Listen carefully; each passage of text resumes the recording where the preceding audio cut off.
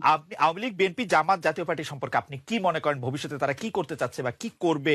আপনার একটু প্রেডিকশন শুনবো। আওয়ামী লীগের রাজনীতি এখন যেভাবে চলছে এটা রাজনীতি নয়, এটা একটা একদলীয় শাসন ব্যবস্থা, মানে জোর করে চাপিয়ে দেওয়া এবং গায়ের জোরে থাকা।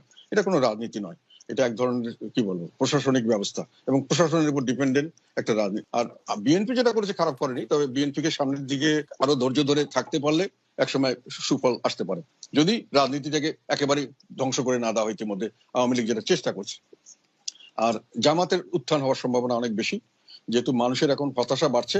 আমাদের মতো দল যেগুলো মধ্যপন্থী দল, এগুলোর থেকে মানুষের আস্থা হারিয়ে যাচ্ছে, আওয়ামী লীগের উপর আস্থা হারিয়ে যাচ্ছে, যেহেতু তারা জনগণ মনে করছে তারা তাদের ফেভারে কাজ করছে না, বিএনপি করতে পারছে না। আর আমাদেরকে মনে করছে যে আমরা খুব বেশি সিগনিফিকেন্স নেই এখন এই মুহূর্তে রাজনীতিতে।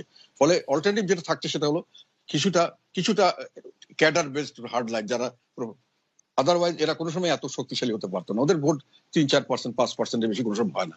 কিন্তু এখন মানুষের হতাশার থেকে ওই ধরনের শক্তির দিকে যাচ্ছে, যেখানে তারা মনে করে অর্গানাইজ শক্তি, এরা সরকারের বিরুদ্ধে দাঁড়াতে পারবে, আমাদেরকে রক্ষা করতে পারবে।